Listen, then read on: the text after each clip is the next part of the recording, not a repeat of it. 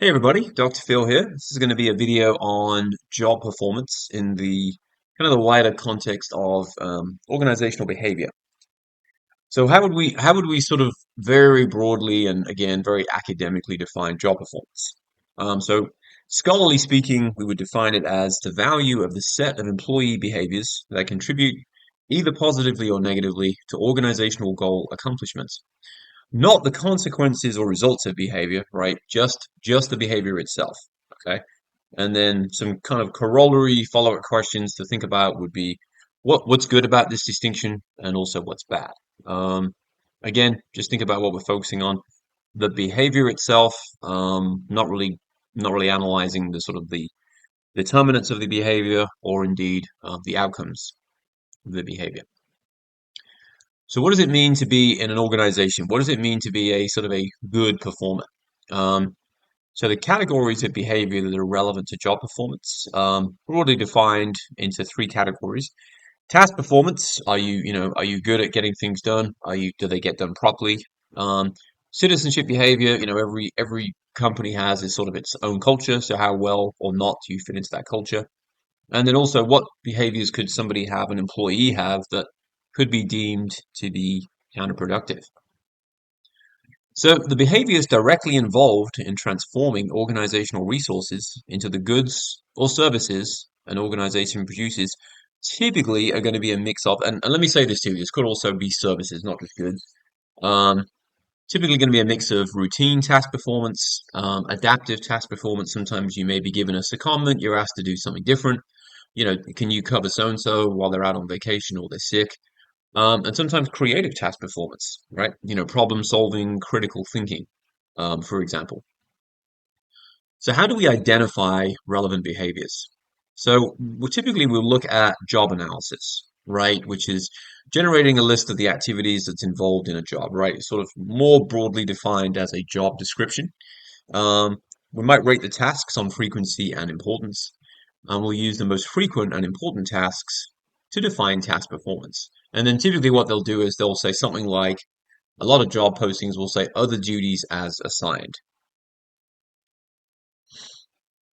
So exercise, if we look at the performance of a server to do a job analysis, we could list four major dimensions of the job. Thinking about if you were a server, what would be the four main dimensions? Probably things like greeting people, knowing what the tables numbers are and things like that, not screwing up orders, right? And the list goes on and on.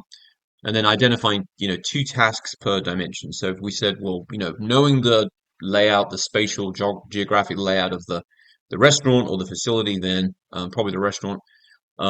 What are two tasks that maybe you could take on that would be a that kind of operationalizes that construct, right? Tells us that you understand that particular dimension. So some other examples, yeah, helping, assisting new coworkers or those with heavy workloads could be one. Courtesy, keeping coworkers informed about matters that are relevant to them. There's, of course, a lot of different ways to do that. And sportsmanship, which probably sounds a little strange because you think about sports people, but they're not really meaning sports people, of course, in this context. Sportsmanship in this context is more defined as maintaining a positive attitude with coworkers. What about voice? Speaking up and offering constructive suggestions to improve unit or organizational functioning or to address problems. Now that's not always easy. Some cultures, some organizational cultures are much better at promoting an environment whereby people feel like they can speak out. Other ones, it may be more suppressed. Civic virtue, participating in the company's operations at a deeper than normal level. So maybe, sort of going above and beyond, maybe taking on things that are not really your job and maybe nobody would make you do if you didn't ask, but people, usually almost always appreciate the help. And then what we call boosterism, representing the organization in a positive way when out of the office. So that could be things like, sometimes people will post things about their company on social media, for example. They'll good things. Um, they'll post, oh, we had a charity day, and they posted it on Instagram, Facebook, etc. So what about some types of counterproductive behavior? We talked a little bit about, productive things, things that sort of enhance the company and perhaps their image to some extent. What about counterproductive behavior? Well, employee behaviors that intentionally hinder organizational goal accomplishment. So, and of course, again, this is not an exhaustive list by any means. Production deviance, wasting resources, substance abuse, political deviance, gossiping, and incivility at work, personal aggression, excuse me, things like harassment and abuse, and also property deviance, so things like sabotage and theft. So property deviance, this refers to behaviors that harm the organization's assets and possessions. So maybe somebody deliberately damages an asset, right? Maybe if they do so, maybe they feel like they're getting back at the firm, or it's getting them out of work. Of course, theft represents another form of property deviance and can be just as expensive as sabotage. Production deviance, this is typically directed against the organization, but focuses specifically on reducing the efficiency of work output. So maybe that's a way that, a disgruntled employee, maybe they feel like they're sort of, getting their own back at the firm by making them less efficient. Political deviance, when employees use too many materials or too much time to do too little work. And then gossiping, which of course is one form of political deviance. Incivility, communication that's rude, impolite, discourteous, and lacking in good manners. And knowledge work. So these are some trends affecting performance.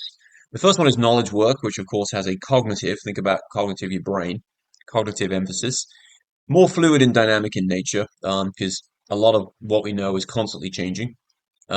Service work. This is a growing segment providing non-tangible goods to customers. Examples of service could be, accounting, auditing, for example. This requires direct interaction with customers. Not always, but most times it will. And it emphasizes the need for high levels of citizenship behavior and low levels of counterproductive behavior. And then gig work. We certainly live now in what we like to call a gig economy. This is prevalent either as primary job or secondary job, like a side hustle, and it requires workers to take on responsibility for their own performance. And then application and performance management.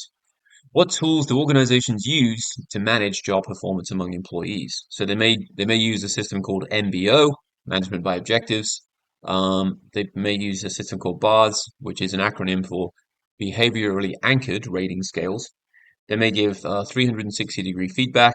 There may be forced rankings, and there may also be an element of social performance management. And what I would say about these, I mean, yeah, they're all slightly different. They're all kind of got their own nuanced approach aspect, but a lot of companies are not just going to use one of these. Most companies are probably going to be using multiple of these. Some of these may be used informally, more so than formally. All right, thanks for watching the video, and I'll see you all in a future video.